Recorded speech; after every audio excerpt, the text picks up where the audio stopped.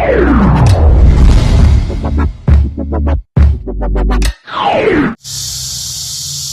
what's up mga kabayan? Kumusta po kayong lahat?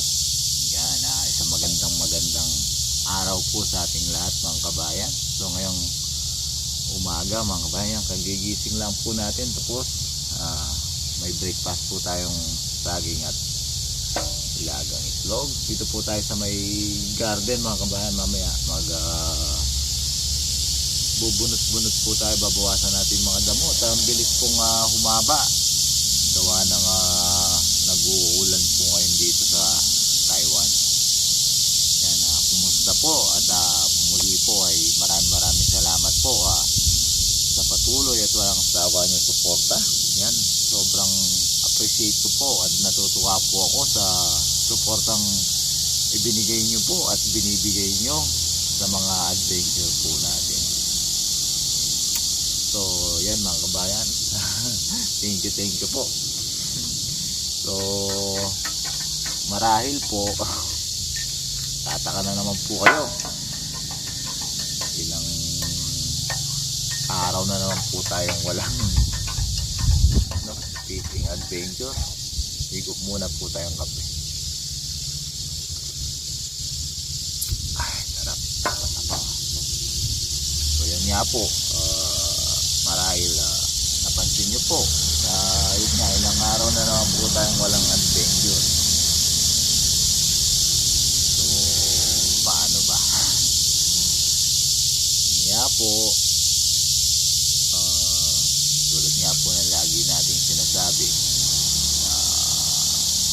kapilya na po tayo.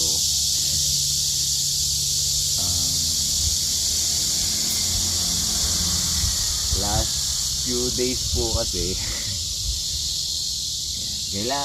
naisip ko po, kailangan ko rin pong i-share ito sa inyo kasi para alam nyo rin po, para hindi rin po kayo magtaka ba't wala na naman upload si Papa John.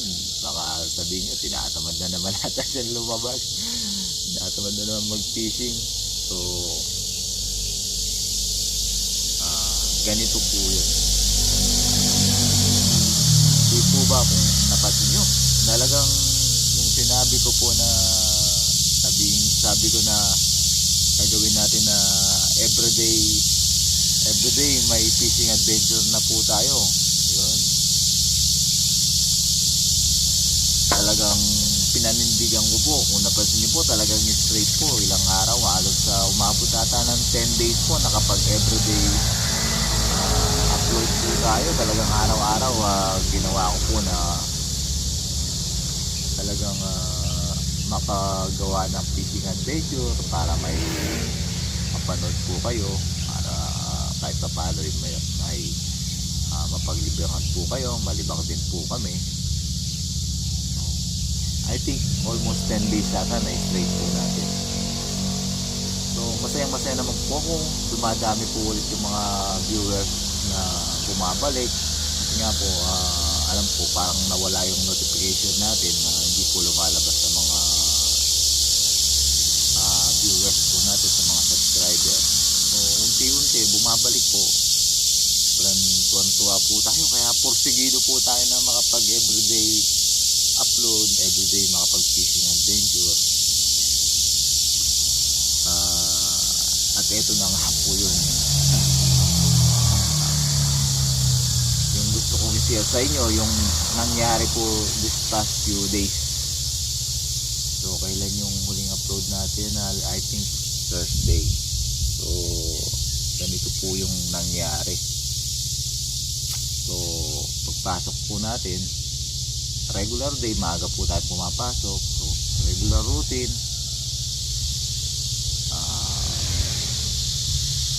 So normal po, normal na araw, normal na gawain, usual day po.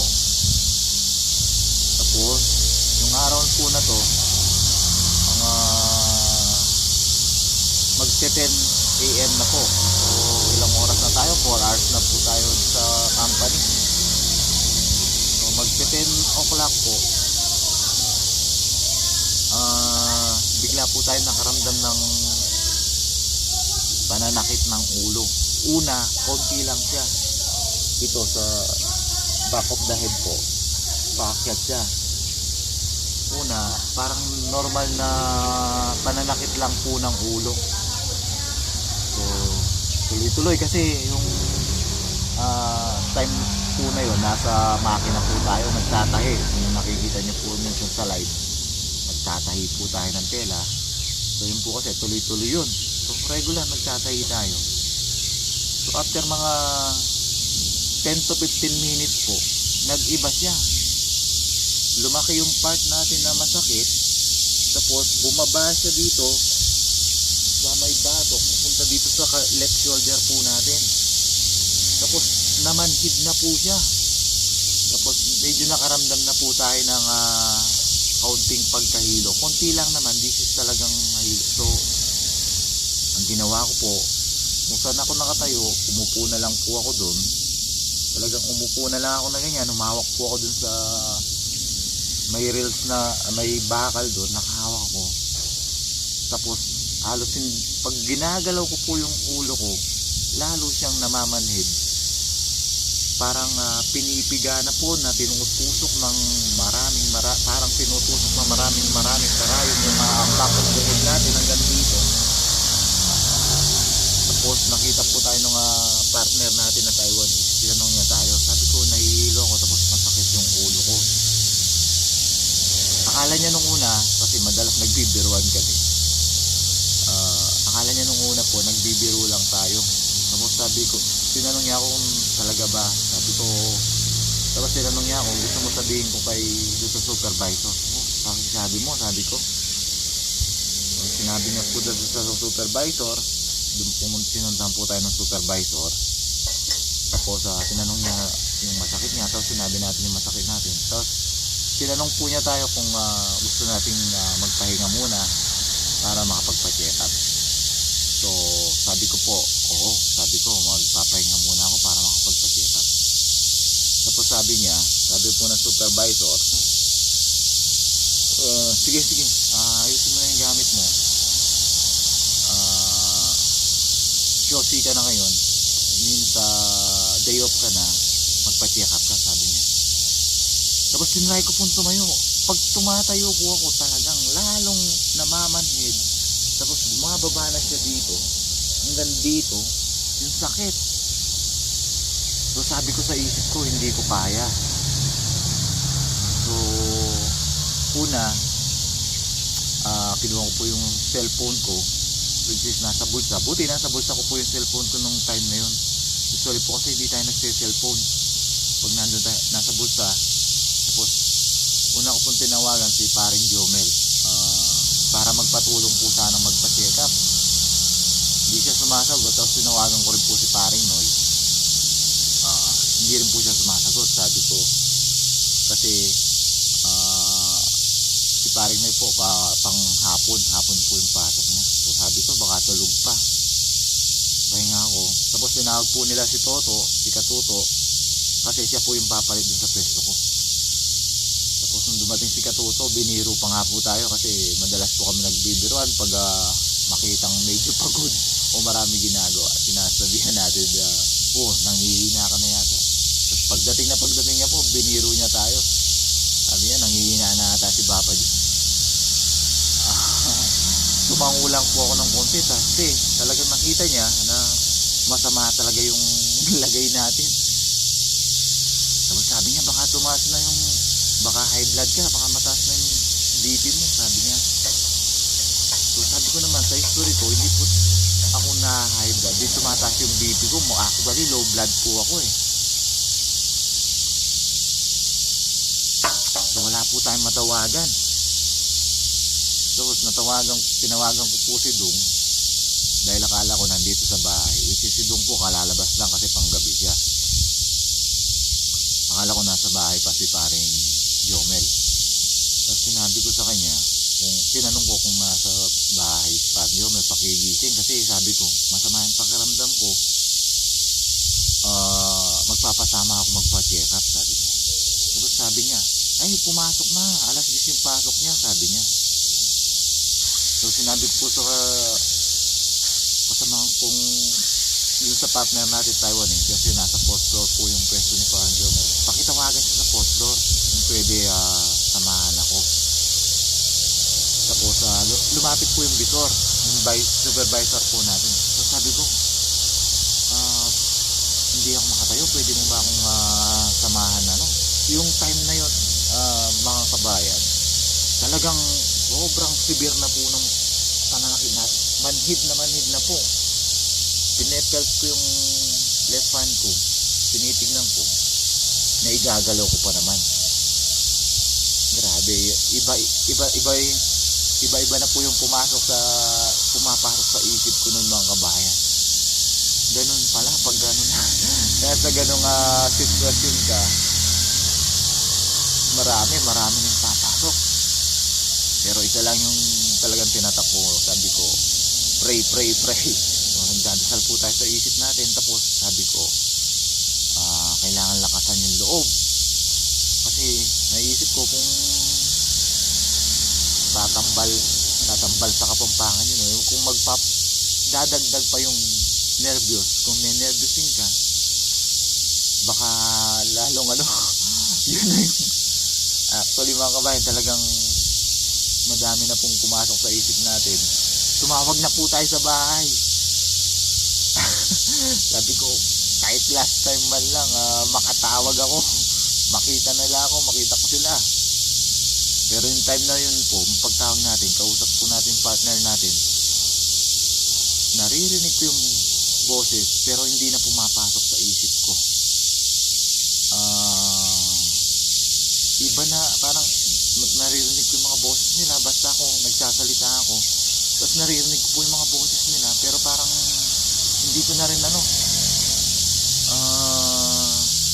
tawag dito, hindi ko alam kung nasasagot ko ng tama, pero ang alam ko, ang sinasabi ko, samahan ako na magpunta sa makapagpa-check up. So yun, mga kabayan, sa madaling salita, actually natatandaan ko, gusto ko pang mag-live. Gusto ko pa pong mag-live sa YouTube nung time na yun, pero wala na, hindi ko na nagawa. Kasi gusto ko rin pong magpaalam sa inyo. Yun, natatandaan ko yun, gusto kong mag-live, pero wala na, hindi ko na nagawa. So sa madaling salita, mga kabayan, sinamahan po tayo ng supervisor natin. Yun, mabilis na po yun, hindi ko na masyadong sinamahan po tayo ng supervisor natin na magpunta ng sa hospital para makapagpa-check up. Yun, dire-diretso na po yun. Yun nga po, wala, kahit wala na, parang siguro yung time na yun sumusunod na lang ako sa mga sinasabi niya. Tapos ang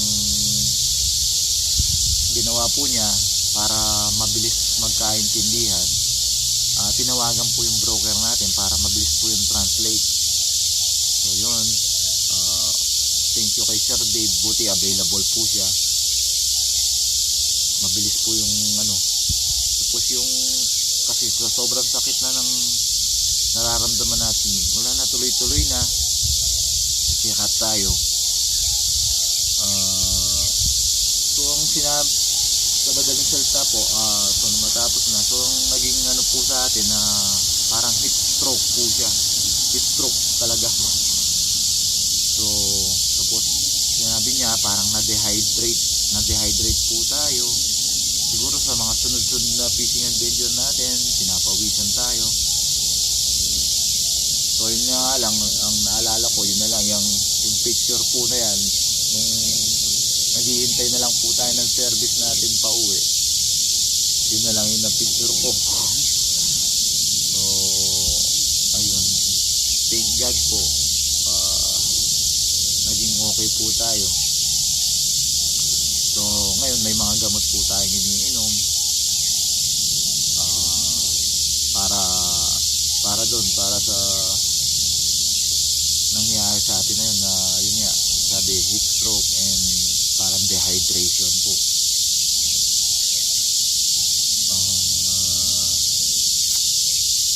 Actually, sabi ko, ayoko na po sana i-share sa inyo.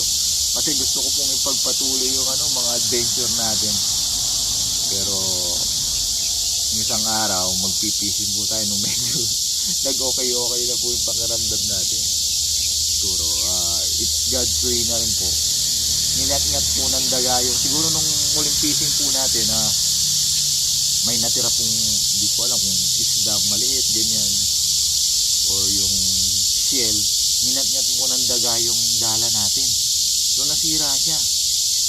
Nung kukunin ko, sabog na siya, hinila-hila siya ng daga. Sabi ko, siguro sign na to para wag muna, magpahinga muna. So sabi ko, pahinga muna ilang araw, wag na muna i-share sa viewers kung ano yung nangyari. Pero sabi ko nga po, pamilya po tayo, gusto ko alam niyo po yung nangyayari sa amin, sa akin. Ayan, kaya sinare ko po. Actually, kahapon, nung nag-live po tayo, gusto ko po sana yun na sabihin sa inyo. Kaya so, sabi ko pag live kasi minsan, konti lang yung mga panood, konti lang yung makakaalam. So, sabi ko, gawan ko na lang ng ganito, maiksing video para malaman nyo po. So siguro abusin lang po natin yung gamot natin, tapos may follow up check up po tayo. Kasi nga po kinuhanan tayo ng dugo, pabalik po tayo para malaman po natin yung result ng test. Tapos kung bibigyan pa po tayo ng follow up medication, yun grabe mga kabayan, pag ganun pa lang nasa ano ka na yun, ganung situation ka, ang gusto mo lahat ng kakilala mo, lahat ng mahal mo sa buhay, makapagpaalam ka. Sabi ko, kailangan kong magpaalam sa kanila lahat. Kaya yun po, natatandaan ko, pumasok sa isip ko, gusto kong mag-live. Pero actually, yung gamit po natin, alam ko hindi ko na mahawakan, alam ko yung supervisor na lang po yung naghahawak lahat ng wallet natin, ng cellphone, kasi nandun po yung health card natin. Siya na lahat, siya na yung nagbayad. Tapos yun nga, nung matatandaan ko, nung may masmasan ako, yung naghihintay na lang ng service, inabot niya lang po sa akin yung cellphone tsaka yung doon lang po ako nakapagpa-picture yung pinagkuhanan ng dugo. So yun mga kabayan, antay-antay lang po, magpapalakas lang po si Papa Jun. At gagawa po tayo ng panibagong adventure. Yan, sinare ko lang po sa inyo para alam nyo po. Muli po, ako po yung nagpapasalamat sa inyong patuloy. Ito lang sa akong suporta. Babalik po tayong malakas. Actually, yun nga po, totoo po yun. Sabi ko, hindi ko na sasabihin sa kanila. Kailangan tuloy-tuloy na yung adventure kasi marami na tayong napapasaya. Maraming bumabalik na viewers. May mga bagong viewers. Pero sabi ko, dahil tinuring ko na po kayong pamilya, isang pamilya na po tayo, dapat alam nyo po. Ngayon mga kabayan, maraming salamat po. Sana abangan nyo po yung mga susunod nating adventure. Kain po. Siguro mga ilang araw pa, bukas sa follow up check up po natin. So hopefully maging okay. Pero yung BP po natin medyo tumaas siya kasi normal 100 over, usually ganun lang, 100/70. Pero nung nag BP po ako doon na 135/90. Pero sabi nga nila it's almost normal pa daw po. Pero sa history ko po, pag nag-DDT ako, mababa po kasi yung DDT. So yan mga kabayan, muli po maraming salamat po. Sana pagbalik po natin sa adventure natin, nandyan pa rin po kayo. Yan, maraming salamat po mga kabayan. Mag-ingat po lagi. Yan, sinya po sa inyo para alam po natin lahat yung nangyayari sa amin bilang isang pamilya. Maraming salamat po at lagi po mag-iingat. God bless po mga kabayan. Kape po tayo.